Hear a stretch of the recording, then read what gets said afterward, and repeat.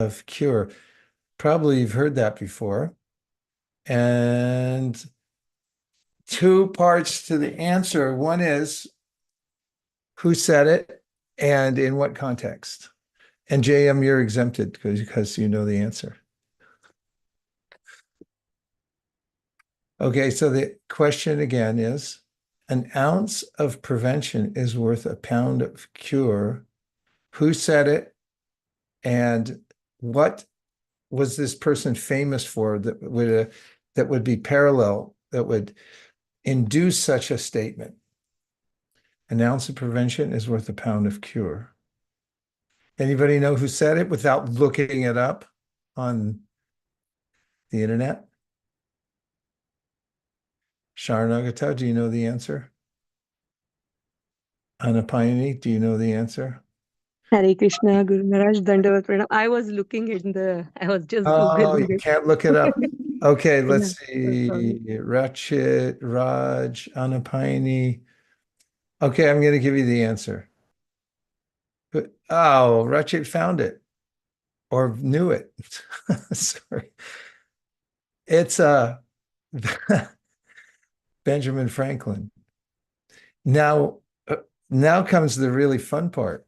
What did Benjamin Franklin start that would parallel with this idea of an ounce of prevention is worth a pound of cure? Okay, well, you may never get this one, but it's the volunteer fire department. Before there were organized fire departments, he started what's called volunteer fire department. I remember one of those up in Mendocino. And I would ask my parents, what's that? And said, yeah, it was started by Benjamin Franklin. How does that go with an ounce of prevention is worth a pound of cure? Because if you take time to prepare yourself for things like fires in your life, you'd be less susceptible to them, right? And that's what today's program is about. It's about prevention, taking preventative measures. And I like the title of today's program. Your present life is your greatest opportunity. Don't blow it.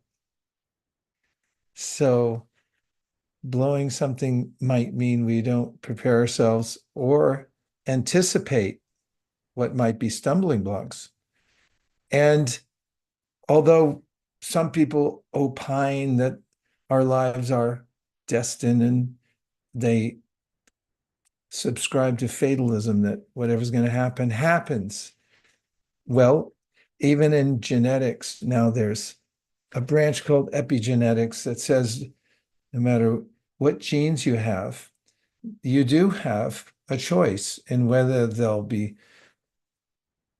doing their predestined job or you might work around them because you have a say in things. And that's one of the main topics of books like Bhagavad Gita and the Srimad Bhagavatam. Otherwise, why read them? If we can't do anything about our lives, if we can't help to stave off events that set us back, if we can't reorganize ourselves the way we think, even, and what to speak of our physical environment, including our own bodies, then what's the use of all these admonitions and instructions and so forth? Who are they talking to? Nobody, talking into the air, blah, blah, blah. Nobody listening because everyone's fatalistically destined to just go on a certain track.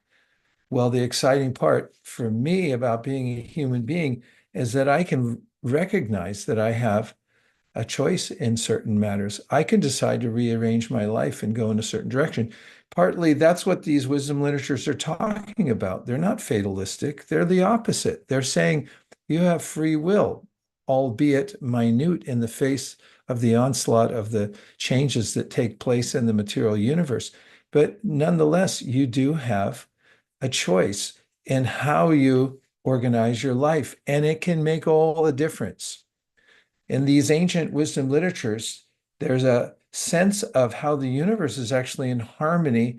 It's my being out of sync with the harmonious goings on in the material universe that causes me most of my distress.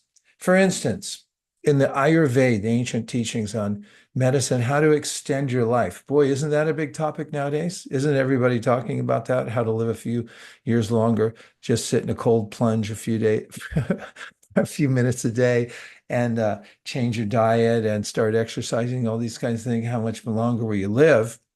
The Ayurveda's been around for thousands of years, and it talks about how, for instance, at different times of the night, there are rhythms in the universe which correlate with various organs in our bodies. And during those rhythmic times, the organs in our bodies are being purified. They're going through cycles. You might notice it if you're aware when you wake up in the middle of the night that your body does certain things at certain times of the night. Well, that's one of the reasons the Ayurveda, which is now in congruence with modern wisdom about taking care of yourself, says go to bed and be sound asleep before 10 p.m. because then it gives your body a chance to recycle itself and wake up early. That's just one small example, but it's the way we eat, the way we keep our environment, and so forth. And in the Bhagavad Gita, Krishna talks about the way we live. It's a holistic science, and everything we do, and the way we do it, and the way we live our lives and organize our environments makes a difference. It has an effect on our consciousness. So it's nice to know there's some things we can do, right? Say yes. Otherwise, we might just feel like we might sit in a corner and maybe just weep or something and bemoan our lot in life that we've been destined in a universe to be subjected to whatever happens. So that's not what this program's about, sitting in a corner and weeping. We want to find out what we can do to take some steps today so that we start going in the right direction. Boy, it's so nice to know that, isn't it? It is for me. When I get the best information possible and I can vet it and say, this is not fanatical, it's not some conspiracy theory, nor is it somebody trying to sell me some pill that's going to fix all my problems. And I understand there are ways to do best practices. It goes for everything we do in our life, doesn't it? Think financially. Uh, I think Einstein was one of the ones who said compounded interest is one of the wonders of the great wonders of the world. And there are formulas and philosophies if you want to deal with the resources that you get, how to deal with them in such a way that you don't blow it. Don't blow it. Don't just leave it to chance. Don't be fatalistic. Say whatever comes, comes.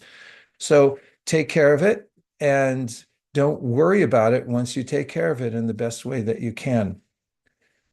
So again, for those of you who are just joining now, an ounce of prevention is worth a pound of cure. Who said that? Benjamin Franklin.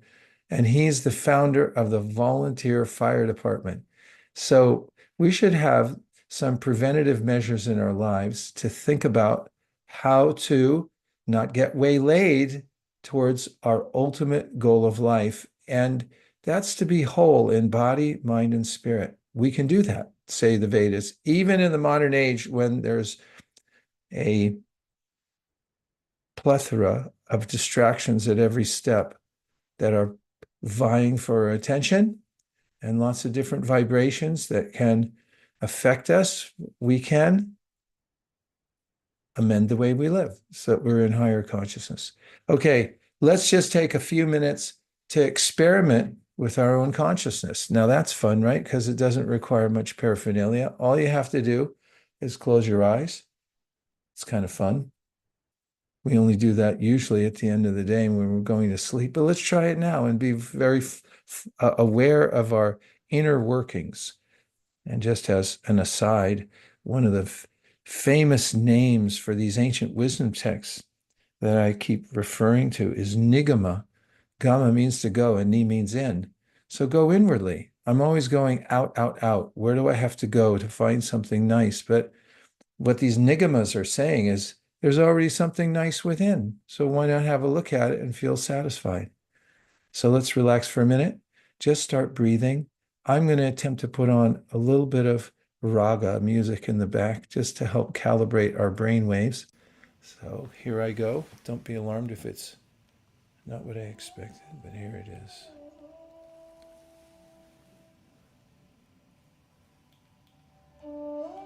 Let's take a little journey inward.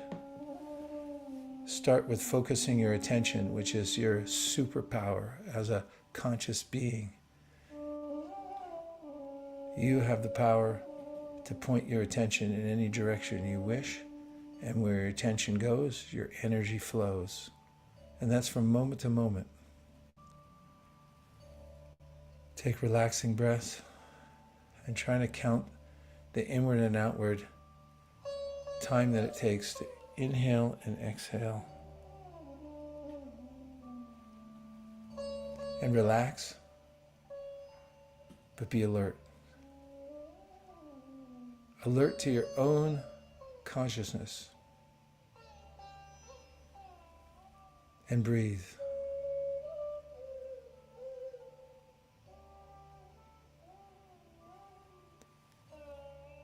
If you can hear the music in the background, let your full focus be on that sound vibration and just notice how at any time you can tune any of your senses and point them in a direction of your choice.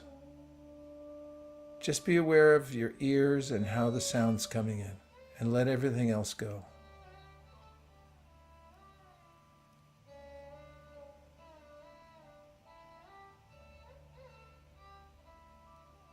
And breathe and relax and keep an alert mind. In the Bhagavad Gita, Krishna says that the senses are what make up each physical body. And above the physical senses are the subtle physical senses, like the mind and the intelligence. The mind is the clearinghouse that takes all the images, the impulses, the information that comes from the outside world and keeps it in storage. The intelligence is subtler than the mind, and it works to discriminate what to pick up from the mind, what to reject. And above even the senses, the mind and the intellect, which are all mechanical in their own ways, there's the non-mechanistic energy, which is you. You're the one who's observing all the workings of the intelligence, the mind, the body. You can look out and see a changing world, and you're the observer. You're not mechanical. You're beyond the physical world. You always have been, you are right now, and you always will be.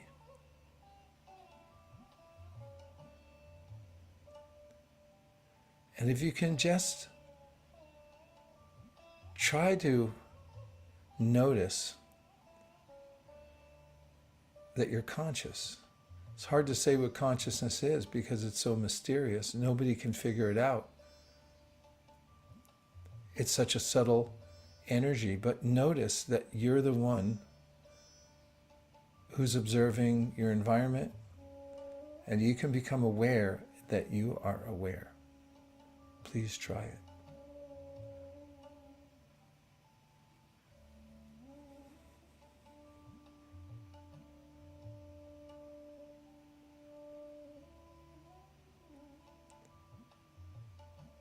And hopefully you're feeling a slight detachment from the body, from the mind, from the intelligence, and noticing that you exist separately. You're aloof.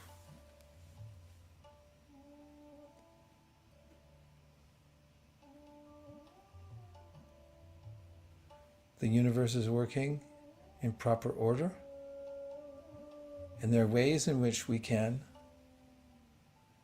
amend the way we think, the way we live, what we consume, so that we become more and more in harmony with the perfect order of the universe and the source of it all. This is called yoga. Balanced life. As you bring your attention back to your breath, just relish the fact that you can breathe and you can start over at any time and go in a new direction, whichever direction you choose. You have free will. And then rub your hands together. Get a visceral sense of your external body. Gradually open your eyes. Come back into the Zoom room. And amazingly, we're all here together. Great opportunity. Let's talk a little bit about this concept. Okay, I agree. The first part's a little abstract, but it's going towards a purpose. JM, how about we look at a couple of slides and I'll try to decipher this very seemingly convoluted way I'm starting with. This is from research I found on the internet, just about levels of prevention. I guess it's a little academic, but there's 3 levels of prevention: primordial, primary, and secondary. And let's see, JM, if the next slide starts to unpack things. Primordial prevention. And again, bear with me now because it's going to lead to something very practical that we can apply today, wherever we are. Amend social and environmental causes of disease. This is an example of ways in which leaders of society get educated and then they figure out ways they can amend the environment. The social and environmental causes of disease. For instance, if you make better and safer sidewalks, and on those sidewalks, then there's a measurable decreased risk of factors for obesity, cardiovascular disease, because better sidewalks. If you ever heard the program called Freakonomics, they figure out, they trace back what was the cause of certain phenomena taking place. But this is an example. In places where there's better sidewalks, people tend to go out and walk more, which is one of the simple ways that you can keep your physical body working in proper order. It's not complex. You don't need any paraphernalia. And the World Health Organization said approximately 1/4 of the global disease burden and more than 1/3 of the burden among children is due to modifiable environmental factors. This goes back to my point, epigenetics, and the fact that everything can be adjusted to the best of our ability. There is an element of surprise in our lives, but we can adjust to the best of our ability in the smartest ways that we know so that we can prevent going down a rabbit hole and getting lost.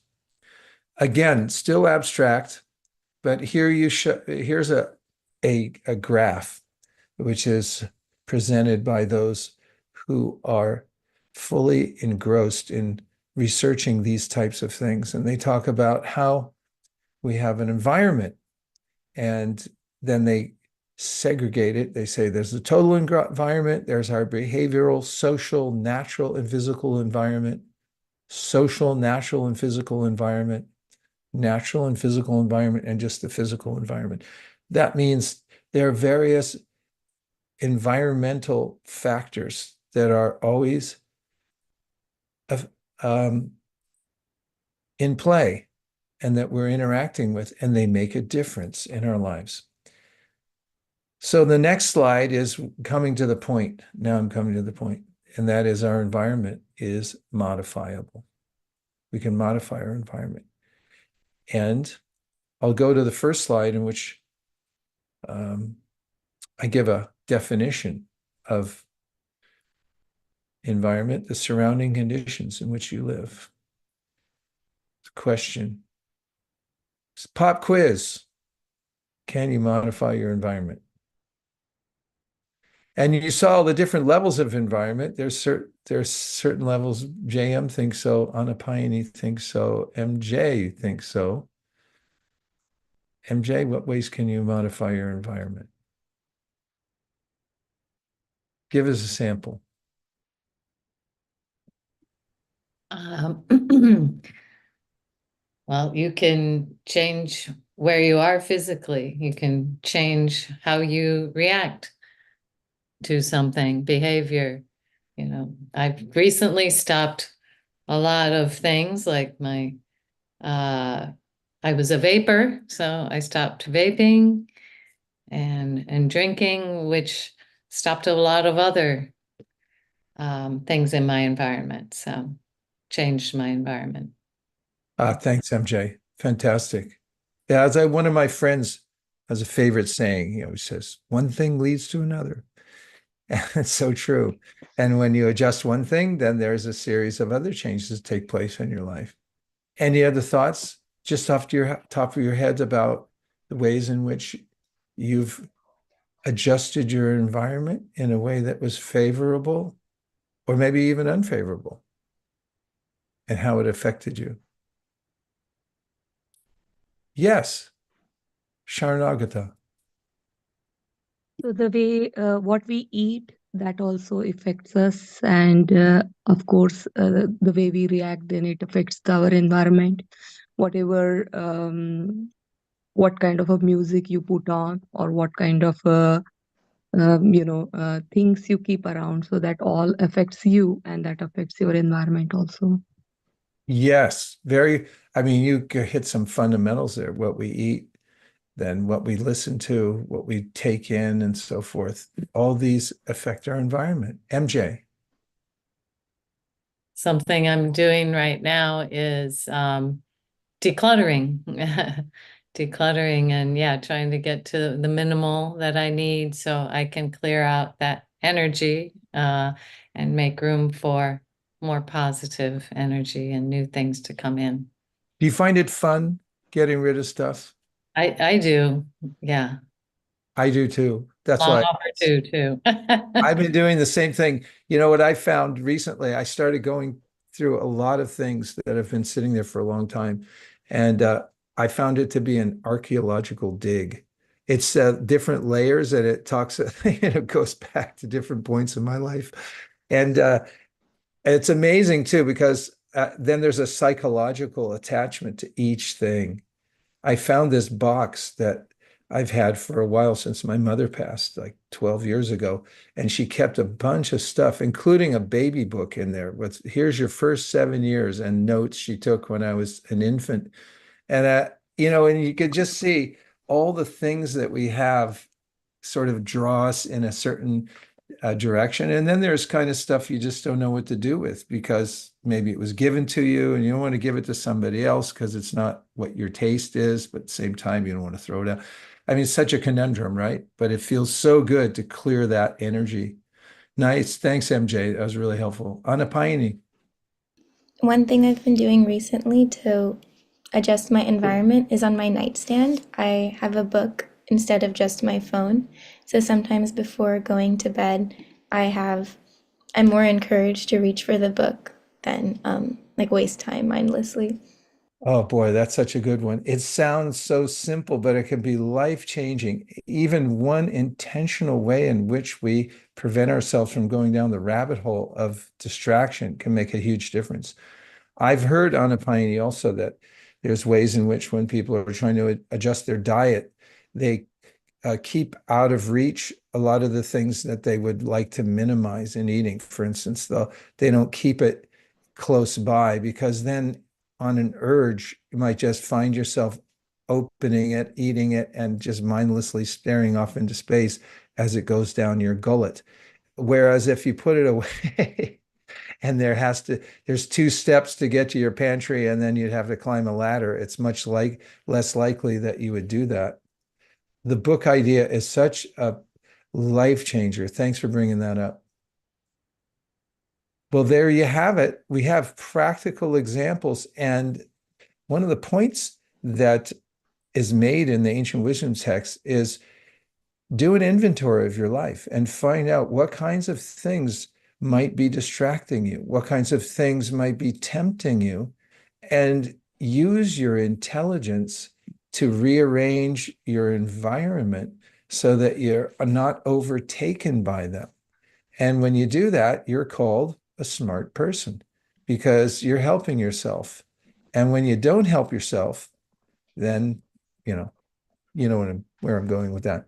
So we don't feel great about ourselves when we fall into the abyss, when we get trapped by these kinds of bad habits and so forth. So there is a way to work around that. And this is kind of the conscious lifestyle of yoga, is being really aware that everything adds up, everything counts, every little thing I do. And it's not that we're going to feel deprived. We actually feel deprived when we eat empty calories.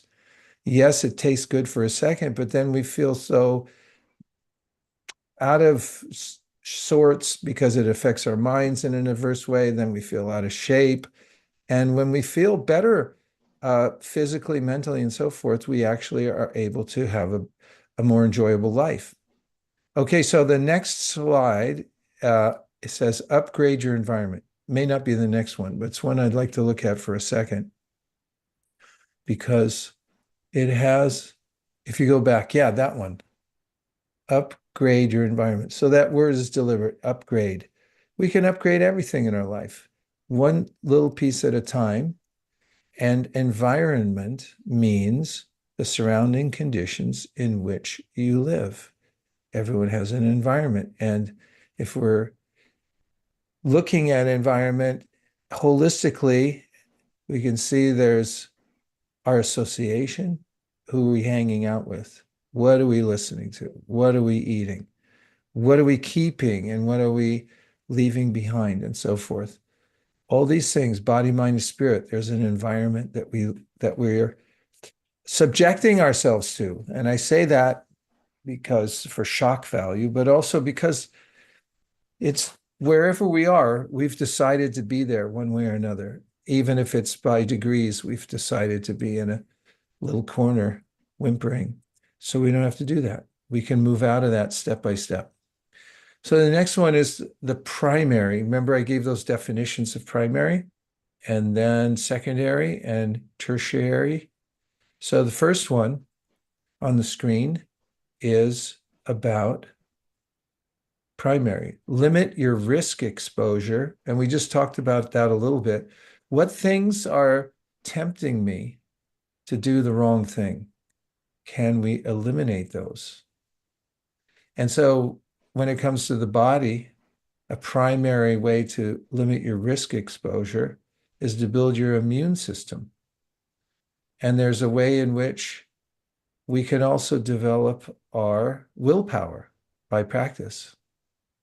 And the way that the Bhagavad Gita talks about this is when you notice that by controlling your senses, pointing them in the right direction deliberately, you decide, be the master of your senses. That's what Swami means. Swami means you're master of your senses. In the Bhagavad Gita, Krishna says, you'll start to feel much better about yourself. Who likes to feel better about themselves? Have you ever had that sense of not feeling great about yourself? And then even though you're going along, you're still thinking like, God, why am I like this? Why can't I get it together? And so forth. Yeah, it's a malaise. It's a kind of cognitive dissonance. We know the right thing, we're not doing it. Well, in the Gita, Krishna says this is part of yoga, is to find out, make a list of the things that you would like to eliminate from your life and go about it systematically. There's a way to do it gradually, systematically, if need be. And also the things that you want to add to your life to build your immune system. And I'm not just talking physically, but also mentally. So I'll quote a verse from the Gita. Krishna says, Raga dvesha vimuktaistu vishayan indrayaishcharan atmavashara videyatma prasadamari gachati. So a remarkable Sanskrit verse that says, when you're able to plan your life according to a higher principle and then gradually follow that principle, he said, you free up a lot of grace. Prasadamari gachati means the grace just starts pouring down into your life, which sounds pretty nice to me. It's like rainfall. It just comes down on you. And what are you doing? The right thing. doing the right thing is nice. So we can build our immune system physically. We can also build our immunity to temptations that drag us away from our real purpose in life. And that's what's exciting about being a human being, is knowing that we're going somewhere, not just the attainments that we achieve and the accolades we've attracted because of what we've done, but internally also, the internal work. So that brings us to the secondary prevention. What's this all about? Secondary prevention, as is mentioned in the research, says that early disease detection in healthy appearing individuals through screening, an example, colonoscopy.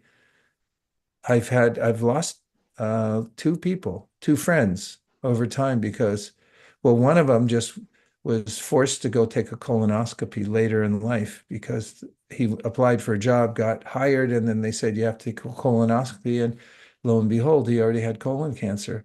Could have been prevented. So there's this idea of secondary prevention is be a step ahead.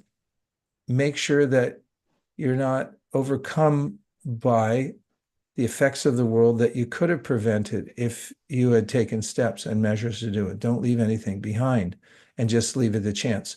You know, this famous musician, Warren Zevon, some of you may have heard of him. He rose to fame, had many different hit songs and so forth. And he passed from cancer, but he said he had a premonition that he was going to have cancer even when he was little, and he was afraid to go to the doctor because he never wanted to hear the doctor say you have cancer.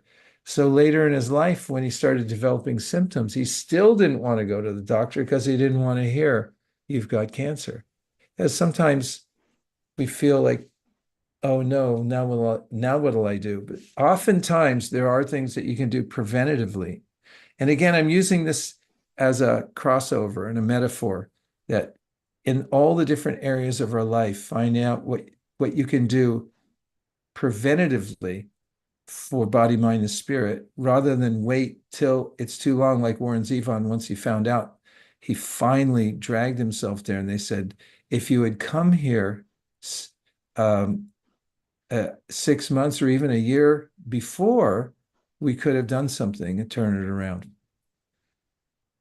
Okay, then the third one, and that after these, I'm going to get into some really detailed, granular kind of ideas that you can take up for this, for your home practice, tertiary prevention, reduction of the effects of a disease when already present. So now it's come there, and take time, as the example gives, to rehabilitate yourself, get into rehab, and do everything you possibly can. Okay, so before I go into some more conversation, which I hope to invoke, let's do it now. Yeah, since you came to this screen,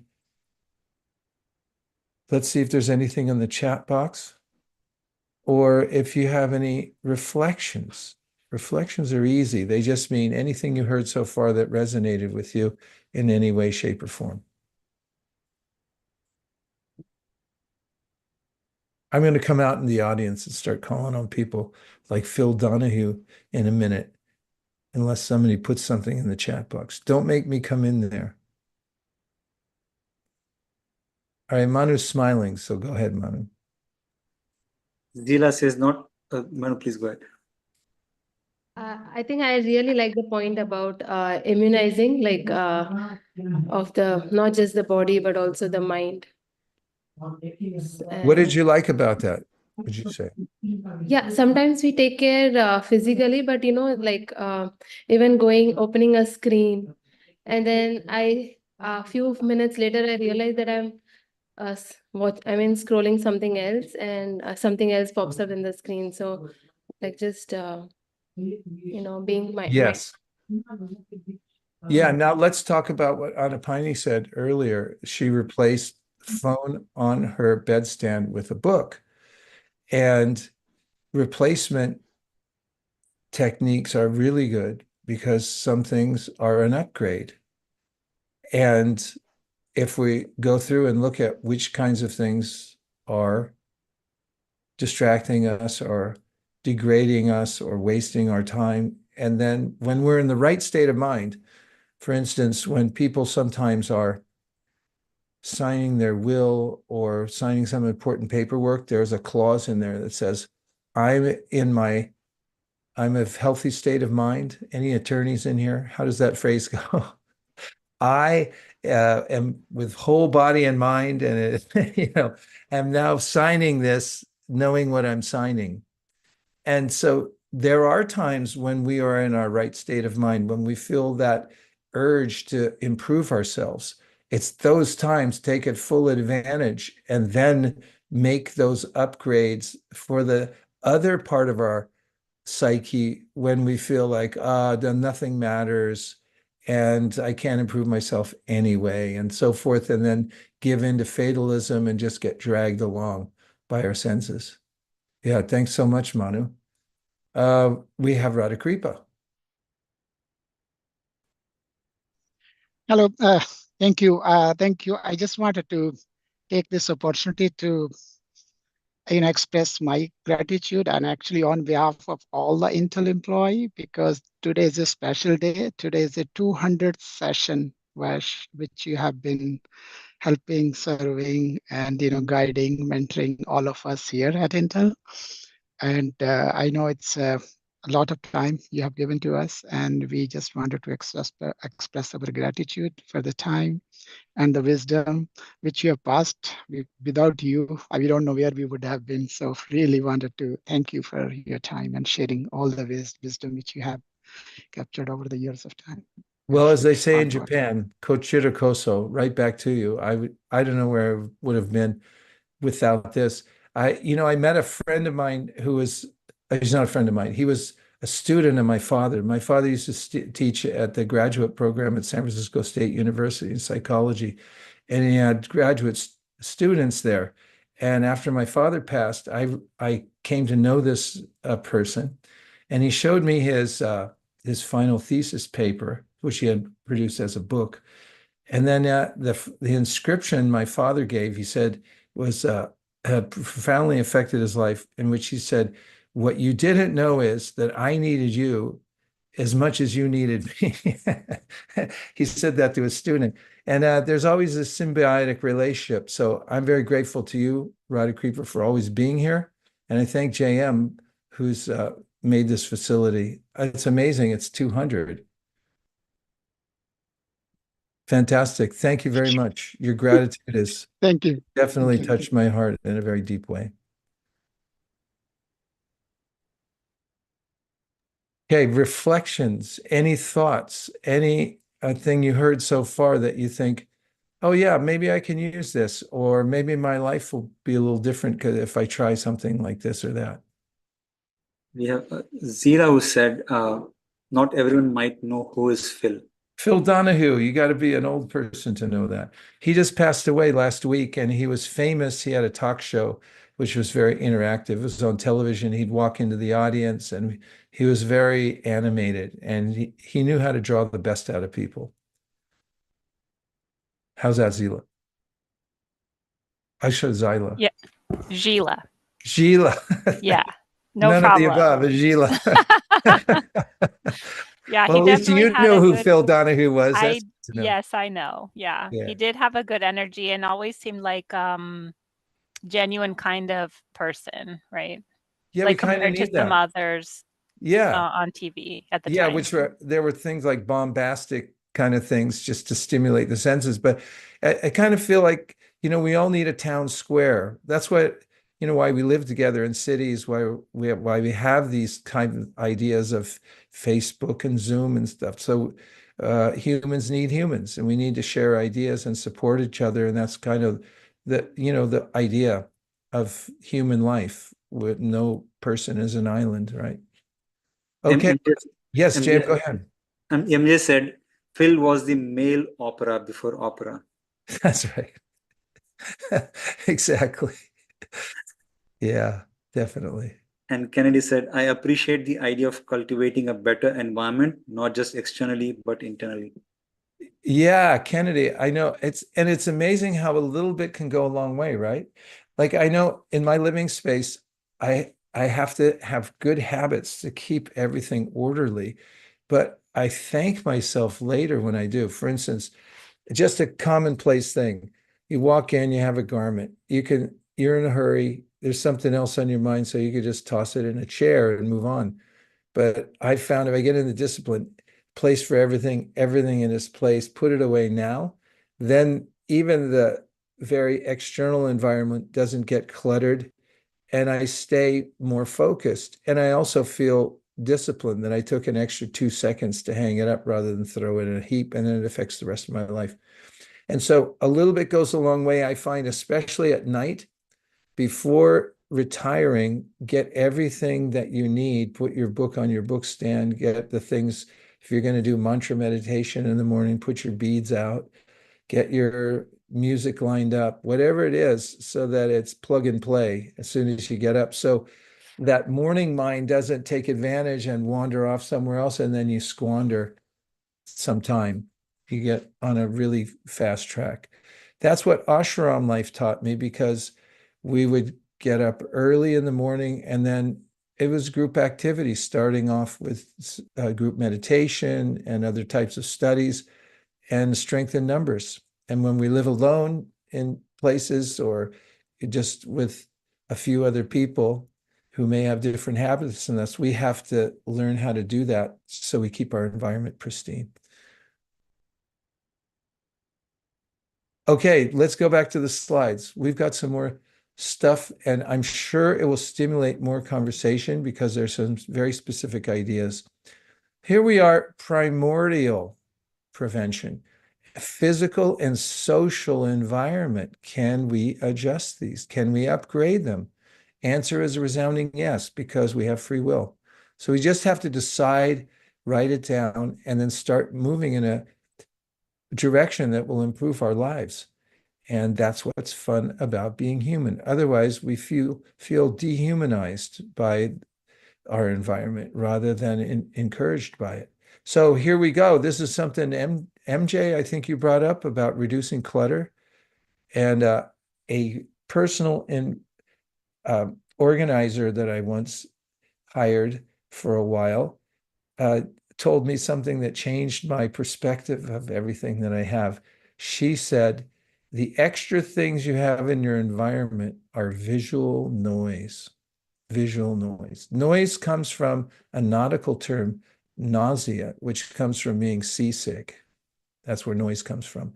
And when we have too many things that we don't need, this is called atyahara. This is actually one of the main teachings that comes out of a book called the Upadeshamrita, which is how to make your life happy. It was written 500 years ago by a great teacher named Rupa. And Rupa is considered one of the leaders of the Bhakti Yoga movement. And he gave this phrase, Ati Ahara. So let me break it down because I think you'll like it. Ati means extreme, and Ahara means either eating or collecting.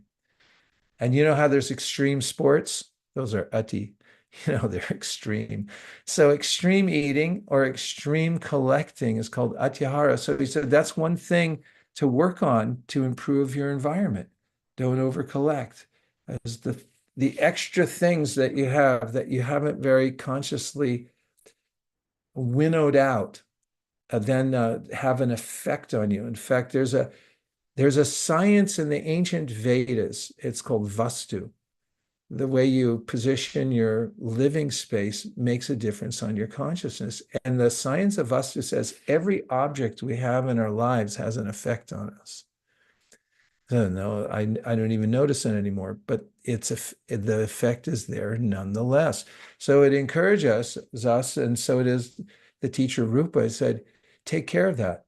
If you do that one thing, try to unclutter, like unclutter your desktop on your computer and get it more organized. Unclutter your desk. And it's one thing when a guest comes over and you just throw everything in the closet, right? But and then the house looks okay, but somehow subconsciously, it's all stuffed in there and not sorted out. So, take time to go through it and sort it out. It releases so much energy and it makes us feel focused and purposeful because we're keeping just what we need to keep. So that's Atyahara. Let's look at the next one. Next one is noise itself, and this means auditory. So there's lots of ways people get addicted to chaotic environments, and that includes the sounds they listen to. So some people, JM on the next slide, where it lists noise, that I've seen it. I've had people who come to work on my house, and they have to have the radio going when they're working, and the radio, from what I can hear, is a lot of probably information they don't need. And it's just sound. They've become addicted to the sound. So our minds become addicted to certain kinds of sounds. And this is the essence of the practice of bhakti yoga, which starts with Shravana. If you take inventory of what sounds you're letting to come into your environment and you upgrade it, you're going to upgrade your consciousness. And in fact, you can upgrade it so much that the ancient wisdom literature say anavriti shabdat, by sound vibration that you choose for yourself, you can become liberated from the material entanglement, which is a big topic. So the sound, get rid of noise. The difference between noise and spiritual sound vibration, we'll talk about in a second. So the third is distraction. Do an audit, a distraction audit. What are the elements in your life that distract you from your goals? And if you don't have goals, then start over and start writing some down. What's the purpose of your day? What's the purpose of your life? What are your 1 year, 5 year, 10 year? What are your 150-year goals? Get everything down, because then you could be pointed in a certain direction, and then you'll know what is distracting you rather than attracting you. Be attracted by the positive things that you're working towards, and whatever's pulling you away from that, just find ways to move it. And so you don't have the distraction anymore. Now we come to the next part of the slide, which talks in the positive about things you can add to your life that will help you in this preventative measure, so you don't become overwhelmed by your environment. So add to your life organization. And here's a mantra. I already said it. A place for everything and everything in its place. That's helpful so we don't waste time, so we know where everything is that we need. Next thing, add a sacred space. Okay, you got all these rooms in your house. What are they there for? Find a space that's sacred. That's the place where you do your spiritual work. And if you have a special place and you fortify it, you can go in there and you can retreat from the rest of the world. That's something to add. Next is spiritual books. There's millions of books you can read, but spiritual books give us an orientation that is helpful in the sense that, as I mentioned in our meditation, we're not our material bodies. And the more we're able to hear wisdom that lifts us above the bodily conception of life and orients us towards who we really are, which is conscious beings inhabiting the body, the more we'll prevent chaos in our minds. Add spiritual sound. So I talked about getting rid of noise, but one of the ways to do that is just to replace it with spiritual sound. Everywhere I go, I always think, how am I going to pipe spiritual sound into my environment? For instance, in our house here in Burlingame, when I remodeled the house, I had a lot of wires put in the ceilings and the walls because I wanted speakers in every room where we could turn on from a central location, spiritual sound vibration, and there it is.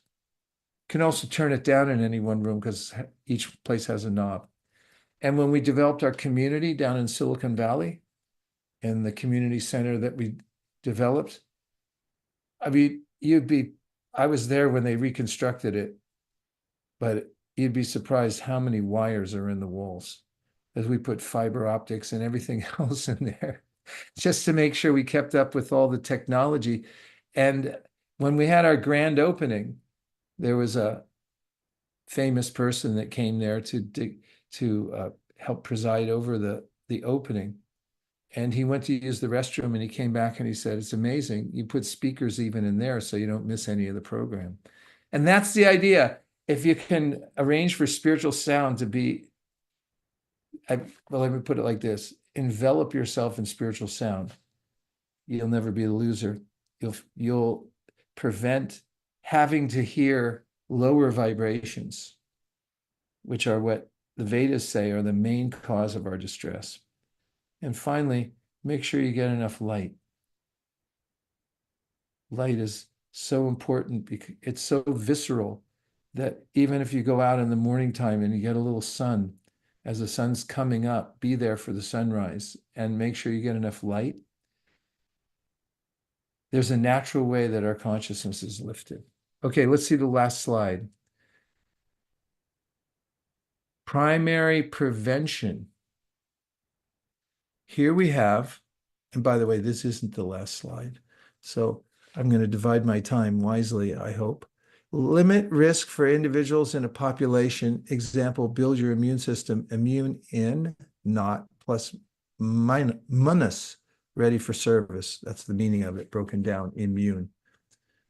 You're not ready for service if you become overwhelmed by disease. So here we have body, mind, diet, exercise, sleep, recreation, attitude.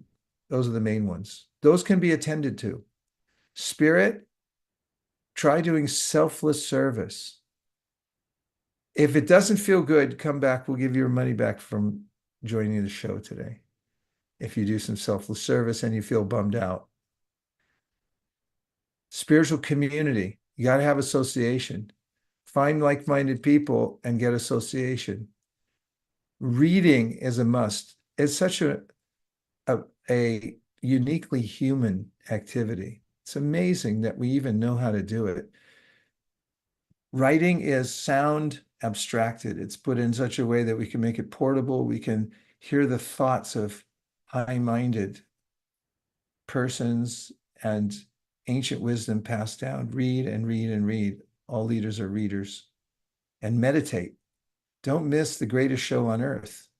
Be a nigama, a person who goes within and finds out what's on the inside. Next slide. We might cross the finish line on time.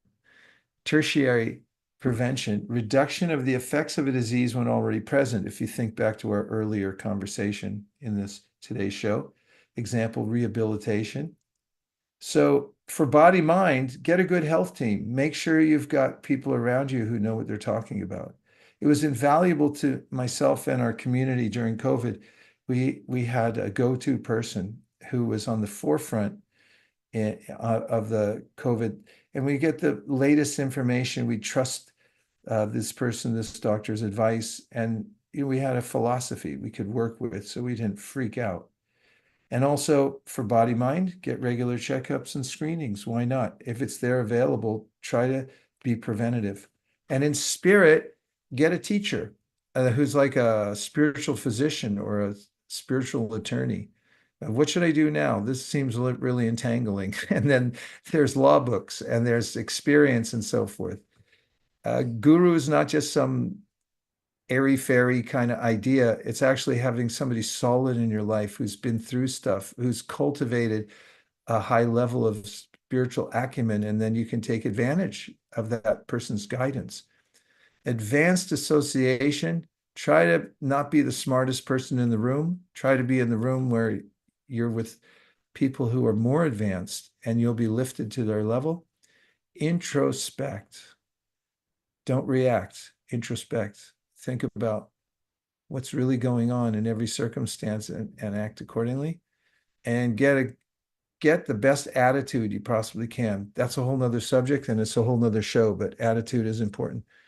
And was that the last one? Yes. Ta-da! The on-time airline. It's 12:56, and now we have 4 minutes for some comments, complaints. If you feel like whining, you can whine. If you're grouchy and you'd like to hurl some epithets, go ahead. Just let it all out. How's everybody thinking, feeling? What's going on with you now? You got 4 minutes. Express yourself. Oh, Anapayani, please go ahead. Something I've been reflecting a lot about is related to the section of attitude. Something you once said in a previous session was your prime duty is to be blissful. And I've been using that mantra throughout, and like challenging or even like annoying, difficult experiences of going through. And I noticed that it makes everything better. And also the energy is contagious. So others around can benefit from having a blissful attitude. Yeah, I like that, Anapayani. You know that game, rock, scissors, paper, and bliss, feeling blissful, it trumps. Maybe I'll use another word. Feeling blissful supersedes annoyance and everything else. It catches it and it covers it and it transforms it. That was very helpful. MJ. I have a guru, or she's a shaman, and she's met with her this week, and she said something that really resonated with me, that we were created, or the world was created, where your feelings are your guidance system, and that when we get domesticated, we forfeit our feelings, and again, we were created to be led by our feelings. So you really observe your feelings, not just your mind. Your mind is like for remembering task lists and things like that. But what are you feeling? That's really your guidance system. Oh And boy, that that's helps with your attitude. So. such a potent and powerful and important instruction. And thank you for sharing it with us. It reminds me of one of the teachings of the Bhagavad Gita in the 8th chapter, where the student is asking his teacher, Krishna, like, why are we impelled to move in certain directions? He said, why do we even take another body after we leave this world, and how does it take place? And Krishna answers, it's by your feelings, because it's not by what you're thinking so much as the aggregate of all your experiences and the way you've developed your feelings that compels us to go in a certain direction, even take a new body in the next life. Fantastic. Thanks, Dave. Yes, May I please. tag on to that? I think it's interesting because, like, if you just go with your heart and you don't let your mind come, you're fine, right? You go. But once you start thinking too much, that's when you start to get scared, or Yep. some other thing happens. But if you just listen to the feelings, I think you're more solid, right? Yep. You can get paralysis by analysis. Yeah, And you it's the right overthink thing to it. do, and you can talk yourself out of it. Or if you don't like a feeling, people tend to stuff those feelings, but it's trying to tell you something. So, That's you know. another really excellent point too. Yeah, it's amazing. I was thinking this morning how complex human beings are. I mean, you got all these moving parts, and not the least of which is we're conscious entities within a physical body, and we have to integrate with everything that's happening around us at every second. It's really an interesting experience. That's a kind of innocuous word, interesting, but anyway, that's kind of, the whole genre of wisdom literatures is pointing us to bringing all those into harmony so that we can actually feel whole and have integrity as we move through life. Well, thanks, everybody. It was a rousing experience for me today, because so many contributions and great thoughts and ideas. And I'm really grateful. And I feel really stunned to hear that Radha Kripa brought up this is our 200th, I'll say, 200th presentation today. Way to go, JM. And thank you, everybody who's helped and who's been part of this since we started, I think in 2020, sometime around January, February, March. Is that true, JM? Yeah, we started Bhakti Community at that time. Success Sadhana started in 2018 or 19. I'll double check. You're kidding. That's amazing. Well, anyway, our lives are flying by, and hopefully we're doing something good along the way by coming together like this. Coming together and then saying goodbye, that's always a painful part. But what I like is the tradition high in the Himalayas. The yogis have this joyful way of saying goodbye to each other by saying, keep up the good work, keep the transcendental vibration going. There's a phrase, Hari Bol. It just means keep that high vibration going. And they put their arms up in a really joyful way and they go, Hari Bol. Hari I'll Bol. try. Hari Bol. Thanks, everybody. Hari Hari Bol. Bol. See you soon. Have a Hari great Bol. week.